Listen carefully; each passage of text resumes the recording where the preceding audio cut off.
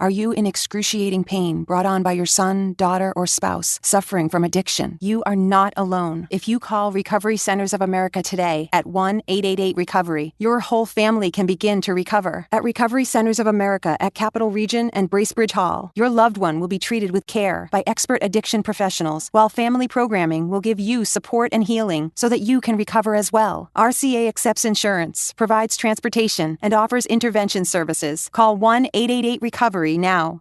It takes a lot of ingredients to fix or build a car, like cooking, but without the frozen dinner easy way out. eBay Motors has 122 million parts. It's always the right fitment, so you can follow any recipe to a T. Whether it's a vintage Italian coupe that's classic like Grandma's meatballs, or a German luxury car that's as complicated as Oma's rouladen, to cook up something great in the garage, use the eBay Motors app or visit ebaymotors.com. Let's ride.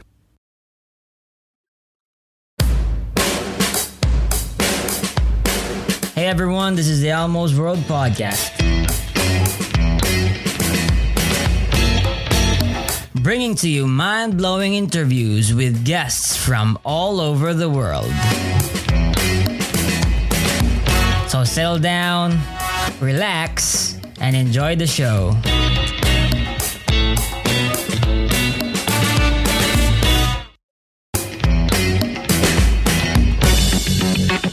Oh yeah, by the way, if you like the podcast, please support Elmo's World Podcast on Patreon. Your support is what helps the podcast improve more and more.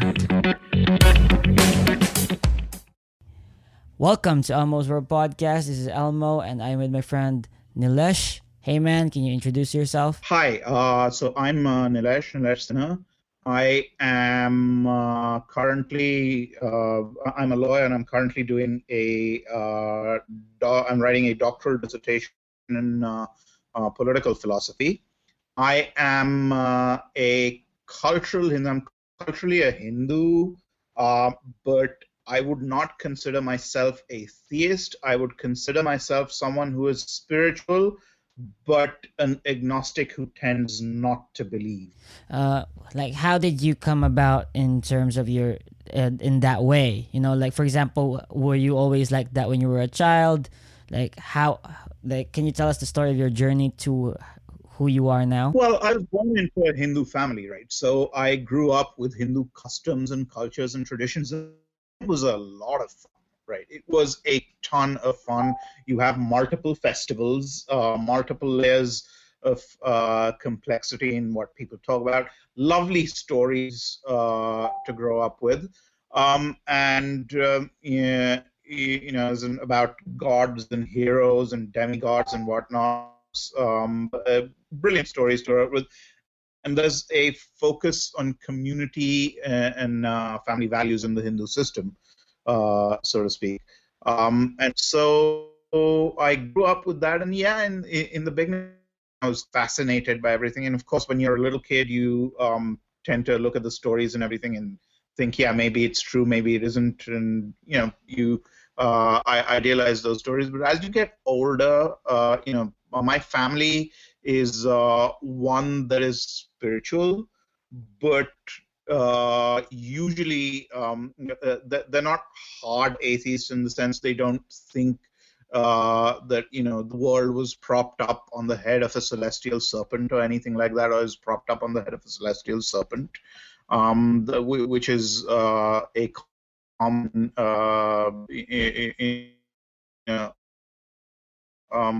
it comes across in stories in Hinduism. It's fairly common. Sheshnag is the serpent. So essentially, growing up, they fostered in not just me, but all the children of the family, a belief that spirituality is okay. You should be a good person. And all these stories that you have and all this culture and all, it's a gift. These are repositories of conventional wisdom. But I don't think I don't think at any point they wanted us to take it literally. And this something highlights this. A story when I was a kid. So I was about in 7th grade, and just before a festival known as Dashera or Durga Puja, where you have a puja or a prayer ceremony for 10 days, where people offer sacrifices in the form of food and sweets and stuff like that. And so we had the Durga Puja holidays, and I'd just fallen ill. I had hepatitis A, which people colloquially call jaundice. And my grandmother was actually someone who did believe in stuff literally. And so I was sick, and I asked and told my grandmother, to offer some rice pudding as a sacrifice on the Durga Puja, so that I would get cured immediately. And so after that, what happened was that my mom heard me, and she didn't say anything at that point in time. But my grandmother had left because she wouldn't, out of respect, contradict my grandmother. But once my grandmother left, she asked me, "Do you really think if you are going to get better immediately? Because if that is what you think, right, then I'm going to have this done." Right? And that's what got me thinking. Then from there on, my thinking evolved to where it is today. Well, in terms of like, is there any like person or specific philosopher or guru that you might have followed or admired to be where you are right now? Not particularly. I mean, I'm the product of my environment and my experiences and all of that, and all of that comes from, I would say a lot of cultural memory, right? What the elders of my family used to do, what people surrounding us used to do, what the community does, the stories that are told in the community, the variants in those stories, all of that. That's how I came to where I am. There wasn't a specific guru, so to speak, that brought me to where I am now. Well, I guess like, for example, if I were to believe what I believe right now, there are multiple factors to how I came about this way. But for you, like, you're someone who defines himself as spiritual, though you're an agnostic, and I don't know if you're a theist or not, but you don't identify as a theist. So like, how do you define yourself as spiritual? So spiritual, I mean, by spiritual, I don't mean in tune with an anthropomorphic deity. By spiritual, I mean I have an understanding of, I have a deep understanding of who I am, what I want, what brings me peace, what brings me happiness, what brings others around me peace and happiness, what they want. I'm in tune with all of that. That's what I mean. I reflect on these things a lot. That doesn't necessarily mean that, I have this deity to whom I pray every day and that gives me strength and all of that. No, I do meditate, but meditation is more of being aware of yourself, your surroundings, who you are. For me, that's what I mean. Is there actually like a spirit that you believe you have, or is more just like a consciousness that is in tune with oneself, right? Do you think that there's a spiritual realm out there? I don't know whether there's a spiritual realm out there or not. Yeah, but when you use the word spiritual, right? Like, how do you define spiritual? Yeah. Spiritual is as in the sense of the zeitgeist. So not very technical with, by spiritual you mean spirits. If you mean consciousness, sure, yeah, I'm conscious, right? Mm-hmm. I know what I want. I know what I don't want. But yeah, but like so like when you say like spiritual, it's like this any spiritual realm or soul or ghosts are irrelevant. It's more of just like being in tune with oneself in meditation and peace and all of that. Right. Okay. That's how I look at it. Okay. Yeah. I guess like a lot of most of modern society actually use spiritual in that way. Of course, I guess like it's not a monopoly on like by most religions nowadays, I guess. Yeah. Okay. So what is the direction or goal for you right now? Like if there is no God in your life and So I'd like you to finish your question. I guess like what is the meaning of life for you, right? There is no God, and you're I guess you want to be more spiritual and continue to be spiritual, which means like just simply in tune with oneself. So how is that? In Like, tune with himself, in tune with nature, like wake up in the morning, smell the air, right? Be at peace with yourself, be at peace, take in, soak in the atmosphere so that you're. For me, the ultimate goal is, doing what I do to the best of my ability day after day, trying to be happy, trying to make others happy as why? well to the extent possible. Why? you, it gives me a degree of peace. Let me put it that way. It's not Mm-hmm. altruistic, right? I don't believe there's true altruism, so to speak. It gives me it gives me a degree of peace. Mm-hmm. I like a smile, so if I can make you, I like smiling too, right? So it makes me feel happy. I don't know. It gets my it gets my happy hormones up in a tizzy. And so if I see you smile, that makes me happy too. And I look at what makes you smile. And if something makes you smile, I'll do it. And that makes my happy hormones go up in a tizzy, makes your happy hormones go up in a tizzy. It's Mm-hmm. all about being happy, being content, Mm-hmm. But why? for me at least. But why? Like I don't know. I like the high that I get off those hormones, I guess.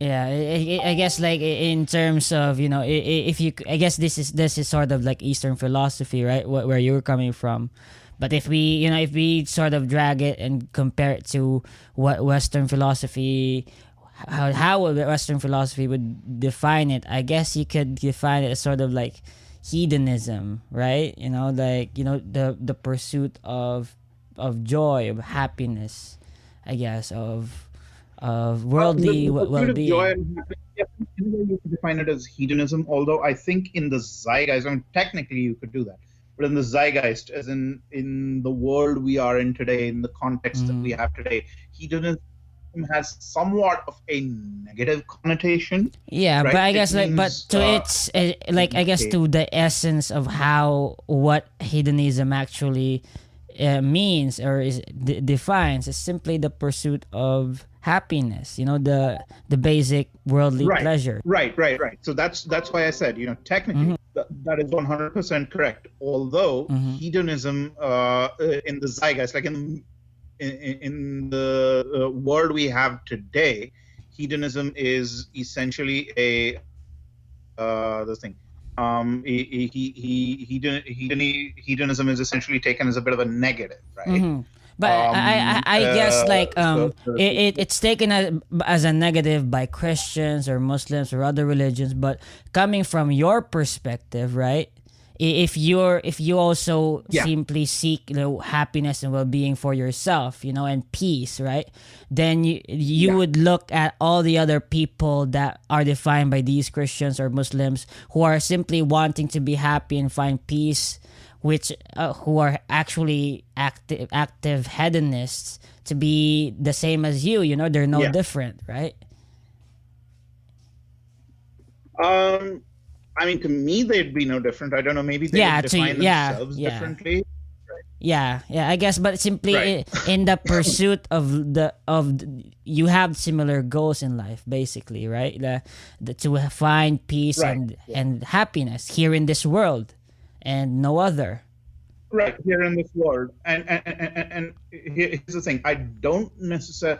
I mean, for me, that doesn't mean purely selfish Yeah, of gratification course in not, the of sense course that not. I Yeah, will take things that you want because and if yeah. I have them, I will feel happy. I'm sure I would, but that's not necessary. That's not necessarily my view of things. Like Mm-hmm. I, I think that there are certain higher virtues which get me to feel happy, right? Mm-hmm. So when I see you smile and I see a bunch of people smile, right, What are higher that will get virtues? me Like, happy too, how right? how do you know they are higher Um, virtues? uh, like I said, I'm taking the zeitgeist. They could be lower virtues for all. So It could perhaps be a terrible thing to make people around you smile. right? So when you I'm just refer to using, the so when you refer you're making, I guess, the zeitgeist as the reference for for whether something is of a higher virtue or lower virtue. Is that what you're saying? yeah, like what people today consider, Okay. as an altruism would be Yeah. something that people consider. Yeah. Now, why is it good? Well, I mean, a bunch of So people think it's good. It could be yeah. terribly bad. I'm just using the reference.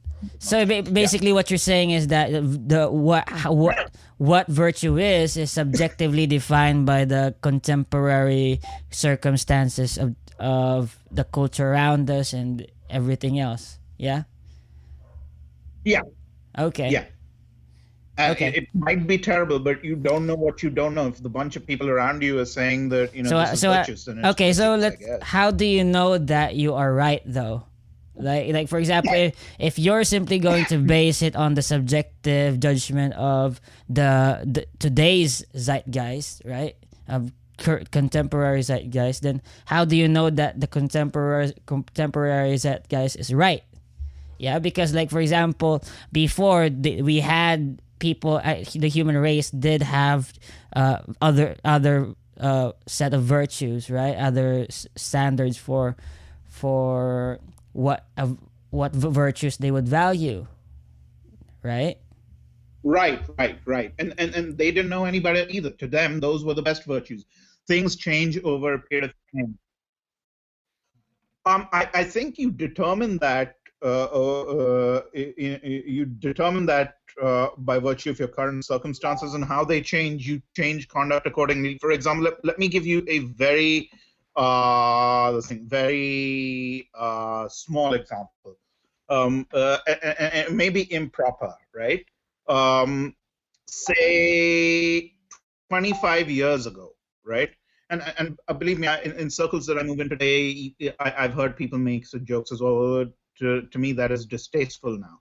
But jokes about homosexuality, or gay jokes, so to speak, right? Um, weren't considered terrible, right? Were considered okay past. Like, I mean, I don't know if you watched WWE or not, like, or WWF as it was then, right? But they made plenty of jokes about,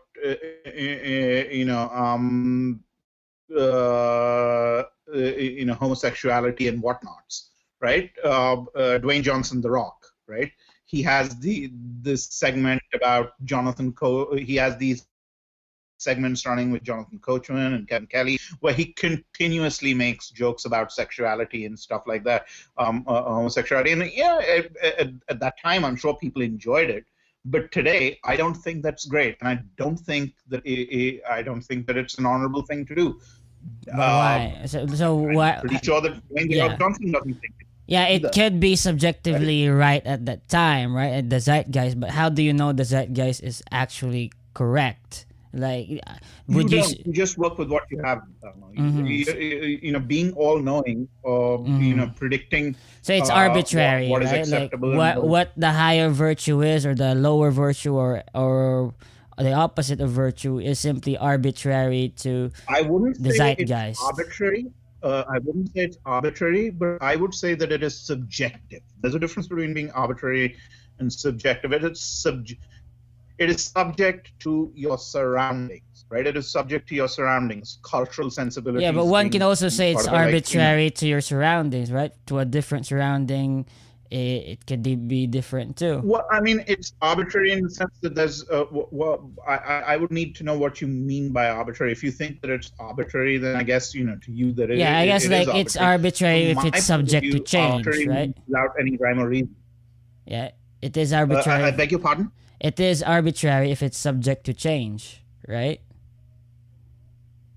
Okay, it's arbitrary if it's subject to change. Okay, if that's the case, then yeah, I would say that, by your definition, yeah, it's arbitrary. When I was thinking about arbitrary, I was more like, there's no rhyme or reason for it, so to speak. But the rhyme or reason could be that, people around you think that it's okay, and therefore you've been conditioned in that manner to think that it's okay. That's the reason. Of course, that's subject to change. But if you're taking arbitrary as subject to change, yeah, sure, okay, it's arbitrary then. Yeah. Mm-hmm.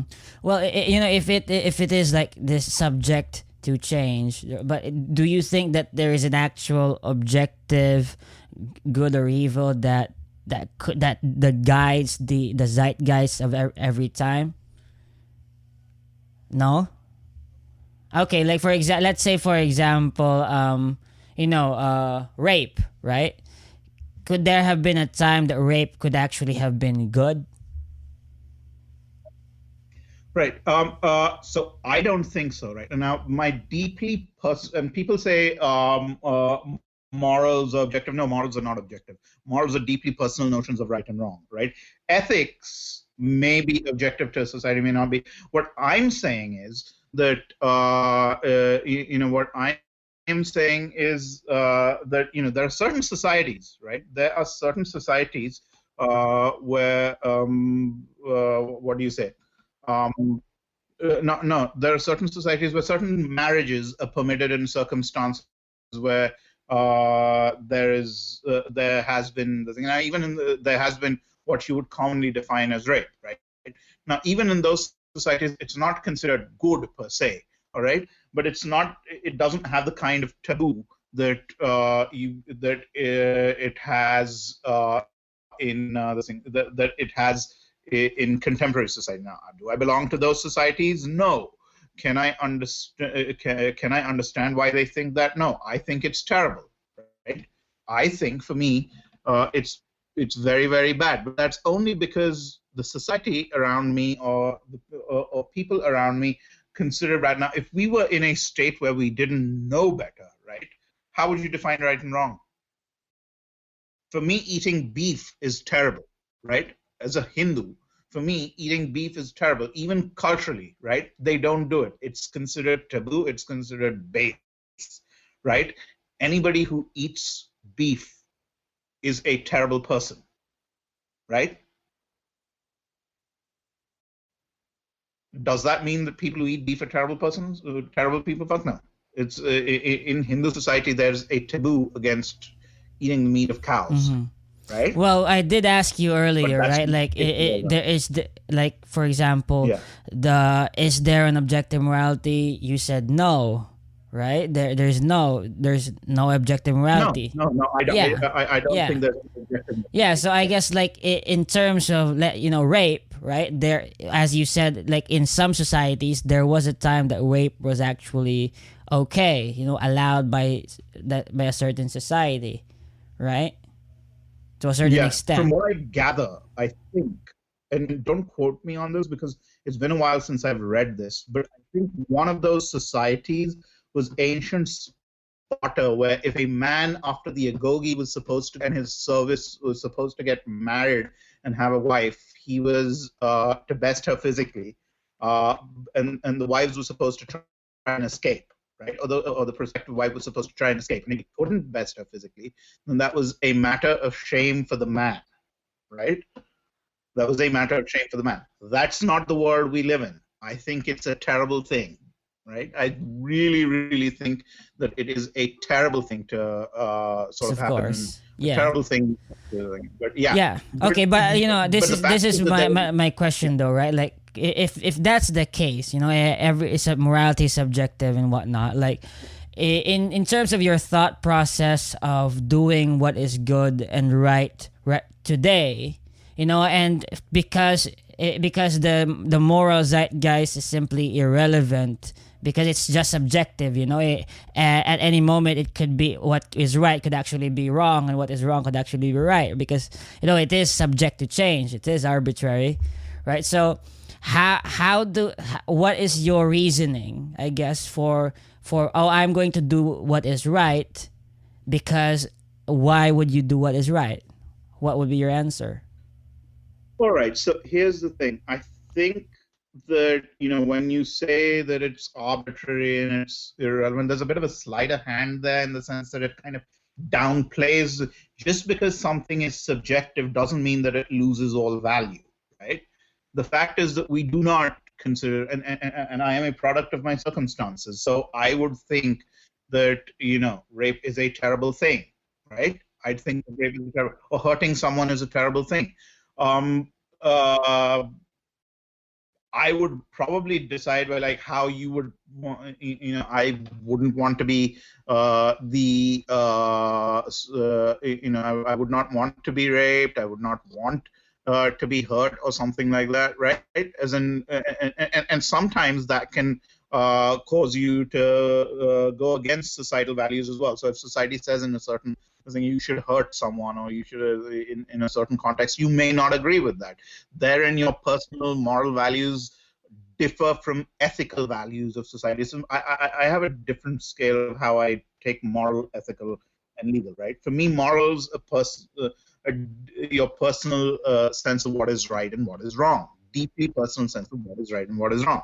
Ethics are morals which 7 out of 10 people in society agree upon, and so they form this unsaid social code, right? And laws, things which are controversial, which may be right, which may be wrong, which may be ethical, which may not be ethical, but they are of such importance that it is better that they are settled than that they are settled in any particular manner, right or wrong, according to individual sensibility. So you make laws there. So personally, morally and ethically, like my guess is like if you are moral and if you are ethical, right, chances are you're getting 8 out of 10 things correct in society, right? You're getting 8 out of 10 things, and that's all you have to go with, right? I mean, you don't know what you don't know, right? You don't know. I do not know that not killing someone and eating their heart is a good thing or a bad thing. But I know that society today thinks that it's not a good thing. I know that I wouldn't like that happening. I know that the thought revolts me, right? And so I know that and I know that it causes pain. It causes pain and suffering.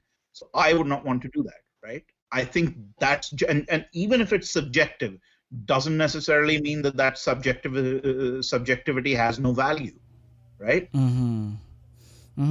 Yeah, I guess like for example, when you say that just because it's subjective doesn't mean it has no value. Let's say it's sort of like money, right?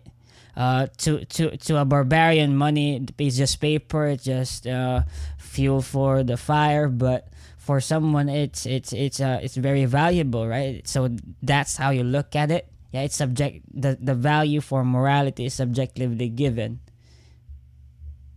Yeah. Okay. Cool.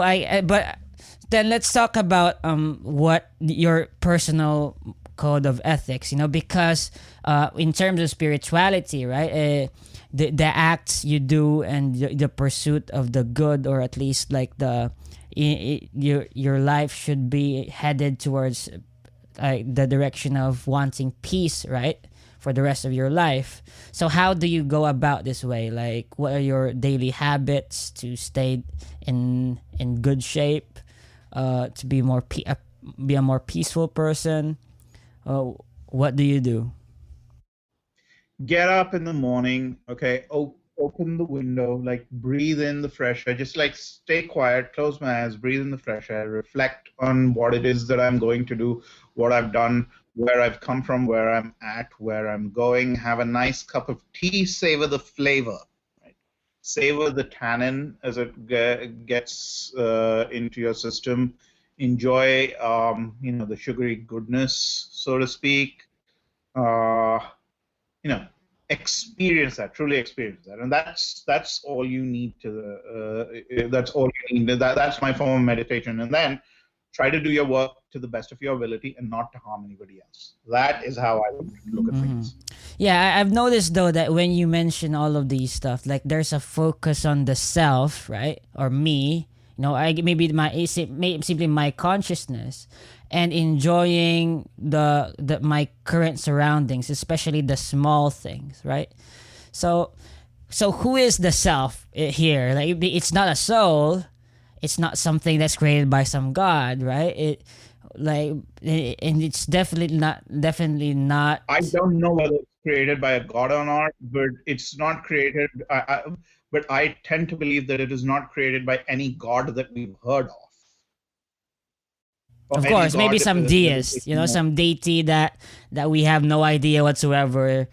But but I guess in some way we are sort of created or could be created. You're just agnostic about it, yeah. Mm-hmm. But in how you define in your belief system right now, what is the self? Is there something like how like Christians would define? There's a spirit or a ghost behind the body, or is it something purely physical, like in the physical time and space realm? There's no other. I don't really believe in the concept of ghosts, so to speak. I know that the self is a consciousness because I'm conscious. Beyond that, I have never had the inclination to or the thought to so because that's enough for me, right? That's enough for me. I'm me and I'm conscious, and you're you and you're conscious, right? And I shouldn't do. I should not harm you. I should definitely try not to harm myself, and strive for the best for myself. So, the self I believe is consciousness, right? And yes, there's a physical aspect to it. Like, I mean, we have bodies and we feel pain and stuff like that. But consciousness is to me what the self is. Now, does that consciousness live on after the body is gone? I don't know. I don't think so. But I have no what do you say, proof on the matter one way or the other. Right. Mm-hmm. Let's talk about the consciousness, though, right? Like, I guess, like, we are all just probably, from your view, we're all products of evolution, right? And purely naturalistic events, or are you looking at some guided evolution here? All right. So here's the thing.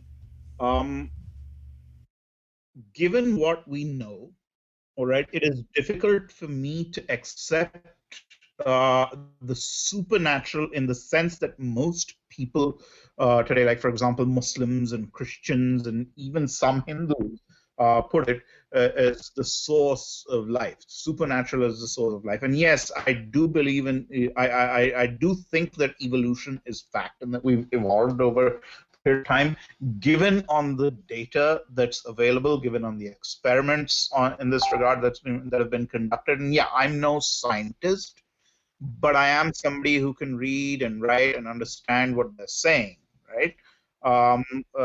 So, like, given all of that, I believe that it is more plausible that we are the product of natural causes, so to speak. In any event, we're the product of natural causes because we're occurring in nature, right? Now, is there something beyond a natural cause that has caused us? I don't know, but I don't think so, given what we have, at least not the current understanding of things. Yeah, no.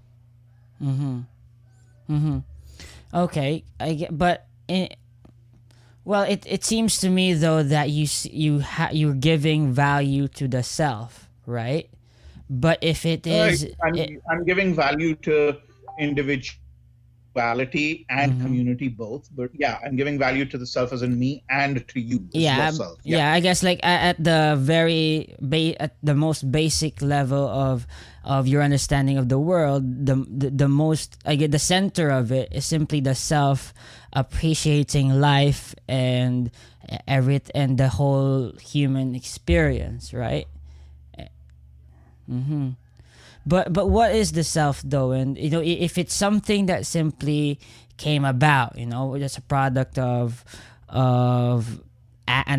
basically an accident. There's no intentionality whatsoever coming from it, and it's not even to the level of some pantheist god that sort of is that we are sort of the part of the we are part of the collective consciousness of this god. It's not that, right? You're not. Yeah. So why give value to the self if the self is simply just an accident, a product of evolution and everything? All right. So tell me, Elma, I'm going to ask you a couple of questions in return, and this is to answer your question.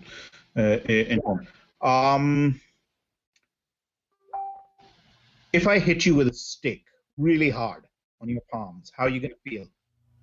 It would hurt. Yeah, I guess, like, the chemicals in my brain or the nerves could give, like, pain signals to my Yeah, brain.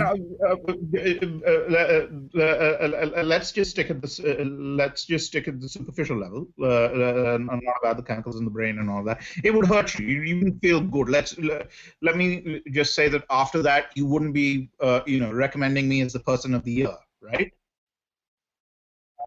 Right. What happened if I took pains to find out what your favorite food was, right? And took you out and ordered that food or bought that food to you and made sure that you had it the way you liked it. Yeah, that'd be awesome, right? So, yeah, so is that are those good enough reasons to care about yourself? I guess it to on a superficial level, yeah. But if we're going to ask like the why questions, the big questions in life, then that's where people, they face like existential crises and whatnot, and and people would like to know the answers to those questions. Yeah. Right. So the why question is like, why? Because you feel good and I feel good, and it's generally, I mean, I would personally like to feel good more than I would like to feel not good, and you probably like to feel good more than you'd like to feel not good. I don't think you need a reason beyond that, right? As in, I think people overcomplicate things by like, searching for a why or why that and why that and why it feels good. Like I mean, if somebody gives you the kind Yeah, of food but that you yeah, want, but sorry to cut you off, but what I'm getting from this though is like you're saying that the meaning of life, or not even the meaning, but the best thing we can do in life is to feel the maximal good, right? To live life with the most pleasure we can. Is that the I direction? would say to live life. Yes, live life with the most pleasure we can, with a sort of few caveats, in the sense that if you if you wouldn't want to be at the receiving end of something, then try not to do that. Like in the sense, it would give me a but lot of pleasure. let's say Hitler, right? And Hitler succeeded. He won the World War II. Would he someone that that pursued the maximal happiness or pleasure for himself to feel the most good, by dominating the whole world? Would you say that he's wrong to do that?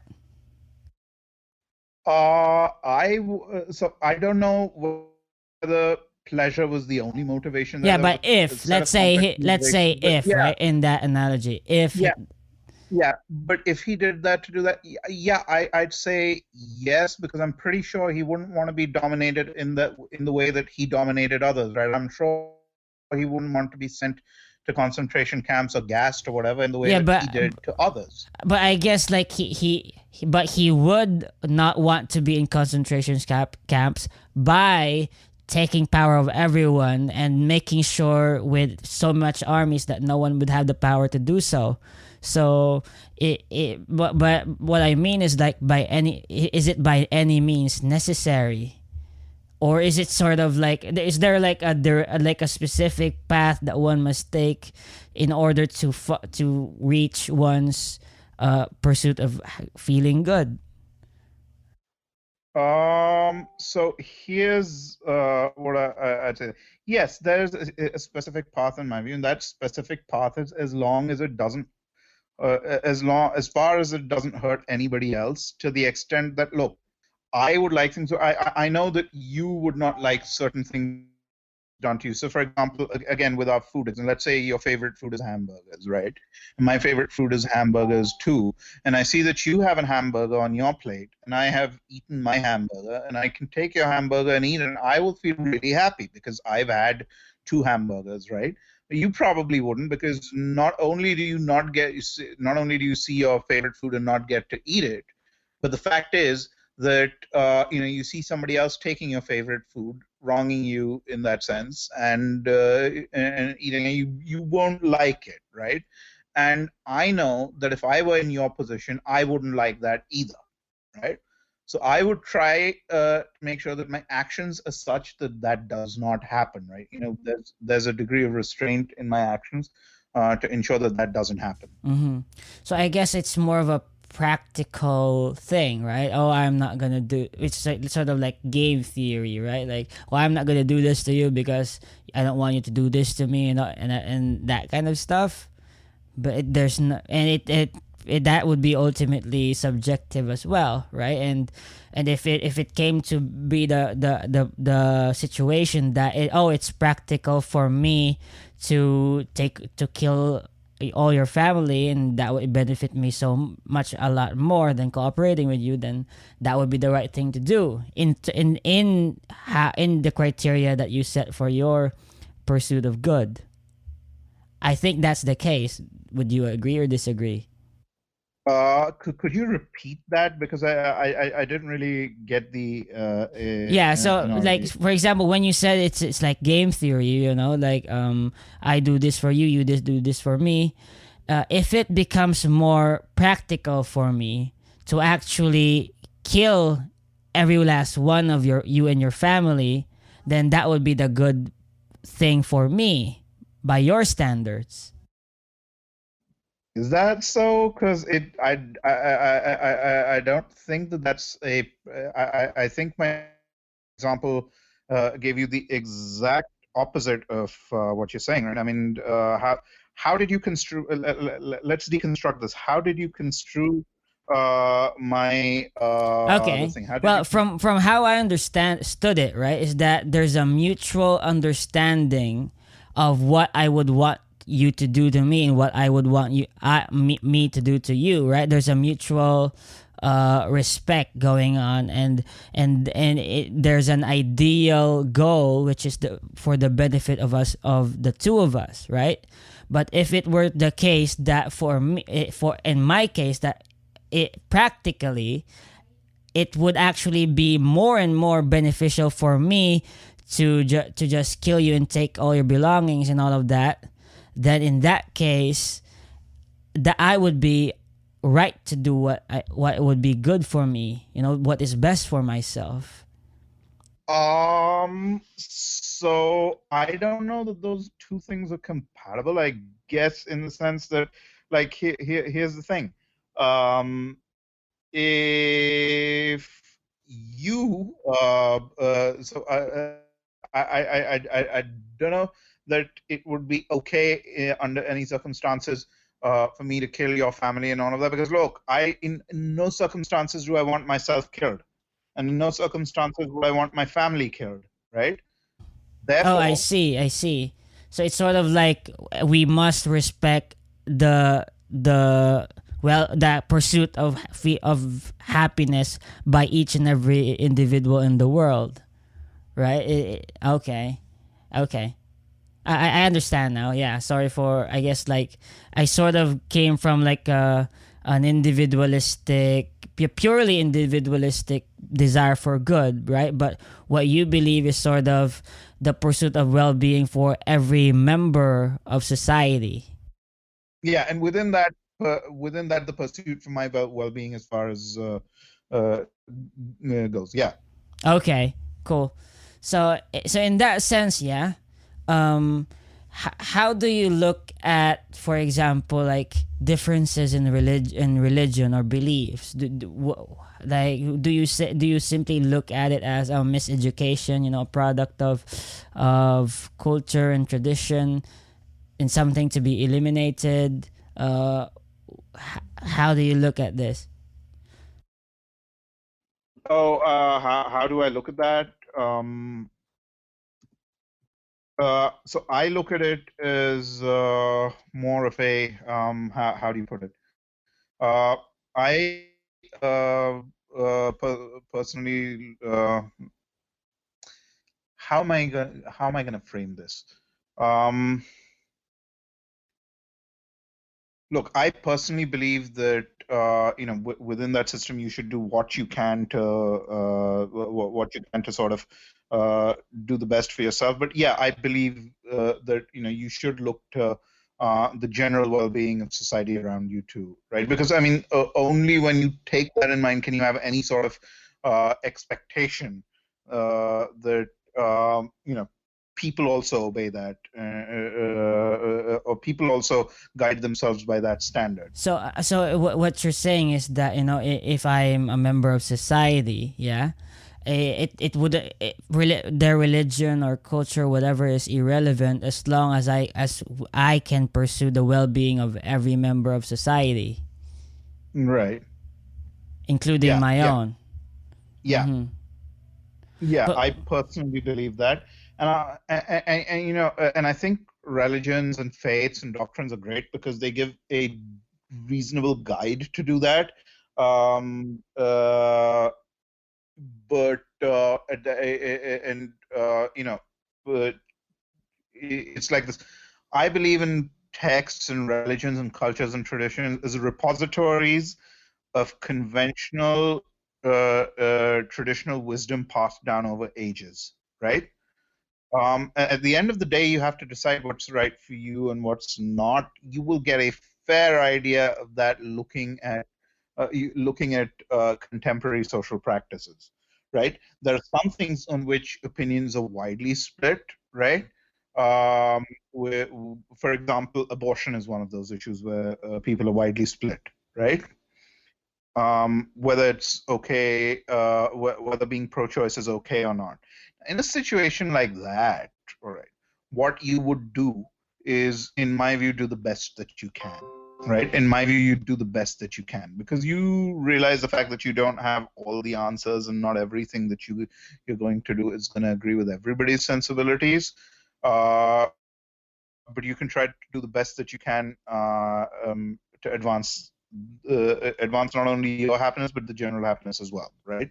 And whether this is an issue of general happiness or not, you'll have to take that call as well. So at that point of time, you do the best that you can. These are hard questions for which there aren't cookie cutter answers. I think what and here's my problem with most faiths as well, right?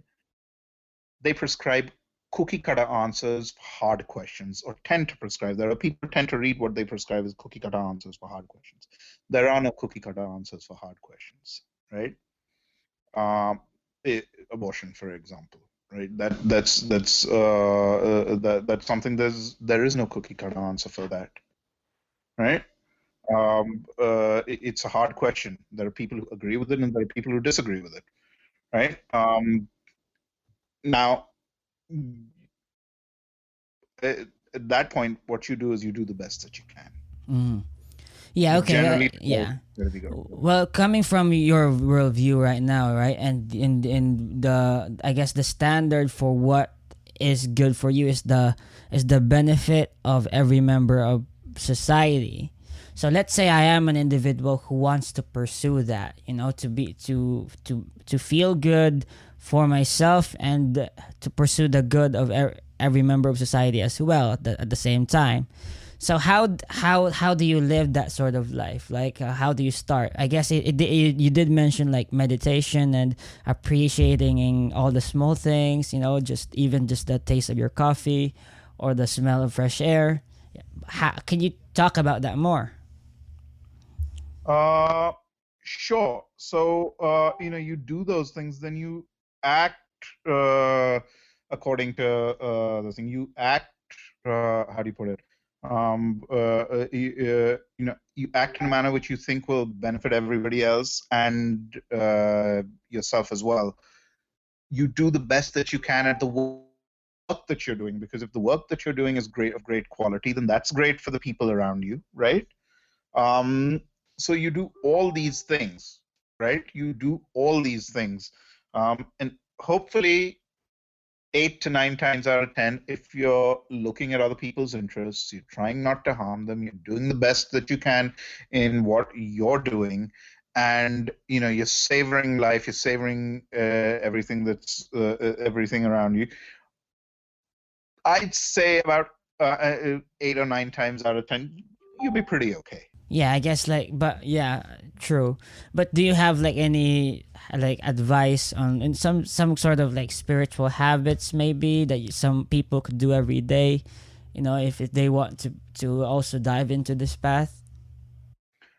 Critically reflect on what you're saying. Do you think that it ought to be said? Should it ought to be said at that moment? If it ought to be said and it ought to be said at the moment, should you be the one saying it? Try not to be, how do you put it? Try not to be condescending towards others. Try not to be, to make sure that you're not problematic in your approach with other people and all. Keep all of that in mind, right? And yeah, always reflect. Always reflect on your actions. Always reflect on your thoughts, and always, be mindful of things. That's pretty much all I'd say. Mm-hmm. Yeah, I guess can you give me your critique on like why you generally don't believe in a theistic God? I guess I wanted to dive into that earlier, but why do you, but right now, like, why do you not believe in, let's say, a Christian or Muslim God? Well, for one, it doesn't square with it doesn't square with the natural world, does it? Right? It probably does. I mean, a lot of things that people say don't. Like, for example, Islam has a story about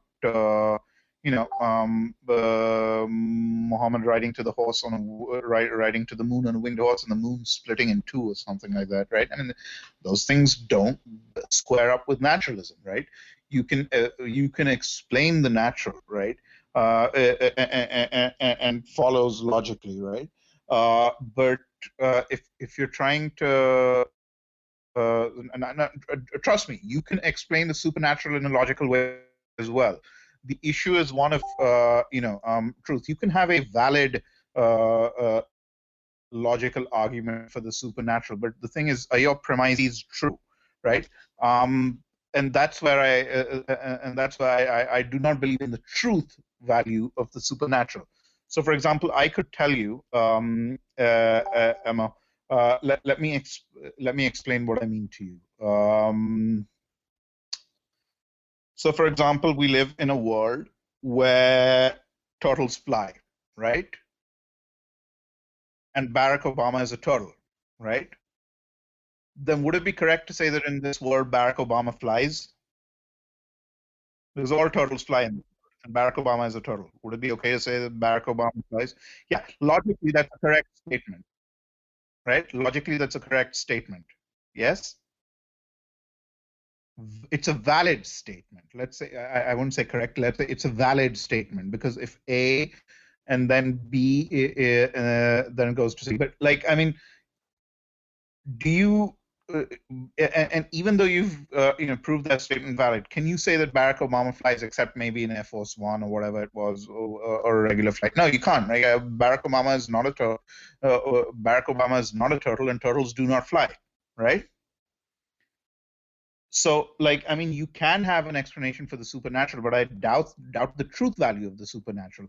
The Bible says that the Earth is 6,000 years old. I cannot square, or rather, it doesn't say that, but most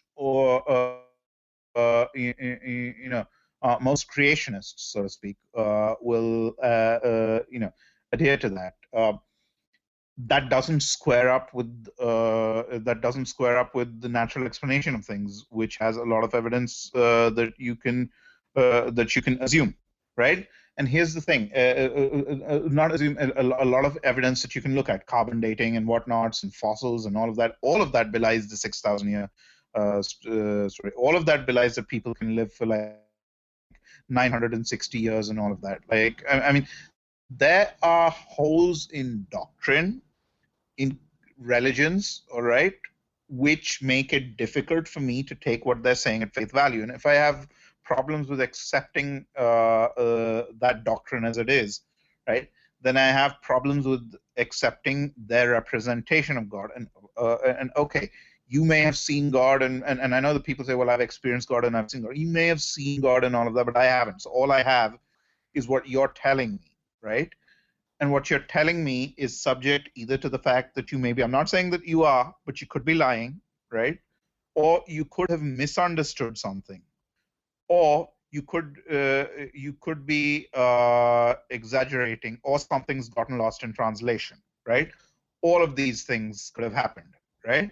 Not saying that any of them did happen, but all of them could have happened. They are basically the problems with hearsay evidence in court as well, right? So until I experience that for myself, which I have not, I'm not going to take your word for it, especially not when you want to sort of legislate on the basis of those experiences, and legislate on the basis of spirituality and all of that, because I don't know whether what you're saying is correct or not.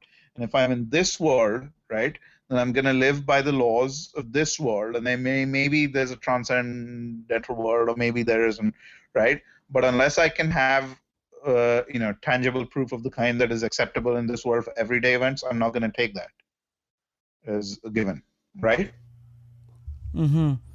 Well, I guess like there are many arguments to how they can make sense of the holes that you say there exists in their belief system, right? Have you taken a look at everything to say that it is fatal to their religion, that it's just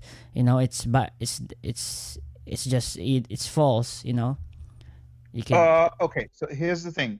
I haven't listened to everything because I haven't conceivably interacted with every theist or in that regard.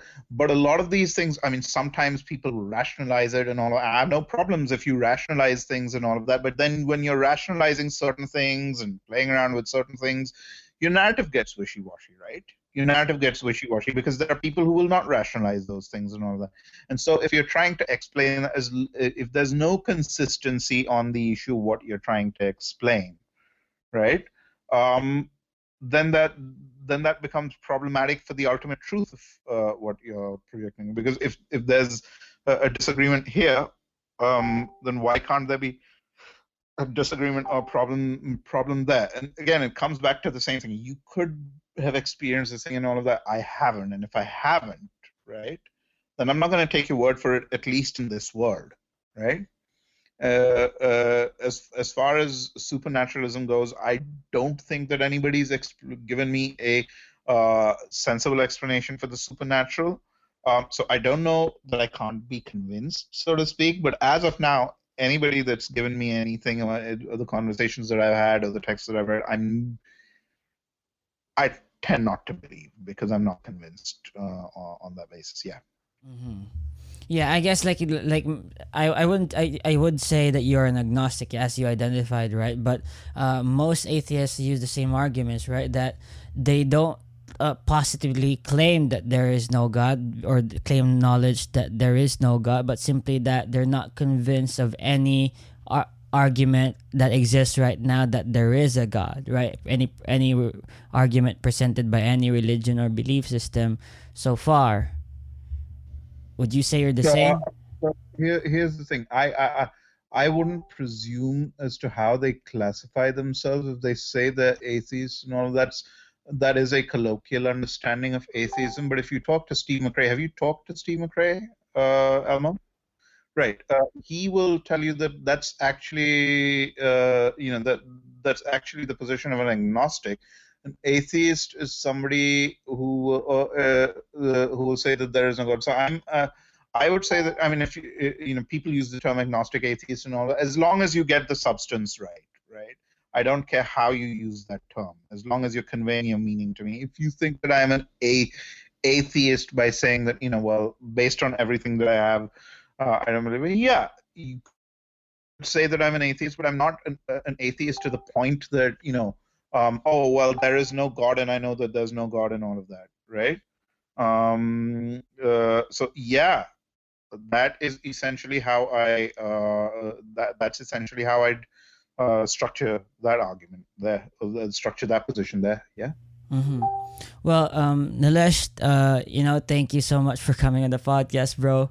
I'm happy to have gotten to understand your worldview more, and I hope that the audience, got to know you a little better. And we need more atheists like you, bro, or agnostics that wants the best for every member of society. Yeah. Yeah.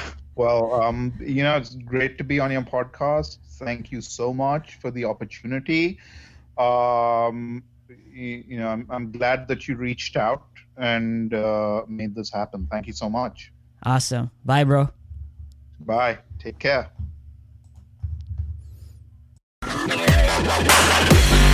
So that's the end of it. Thanks for tuning in, guys. This is your host, Elmo Ador Jr. And thank you for listening in. And please subscribe. Please follow us on Facebook. Please follow this. Please. Thanks.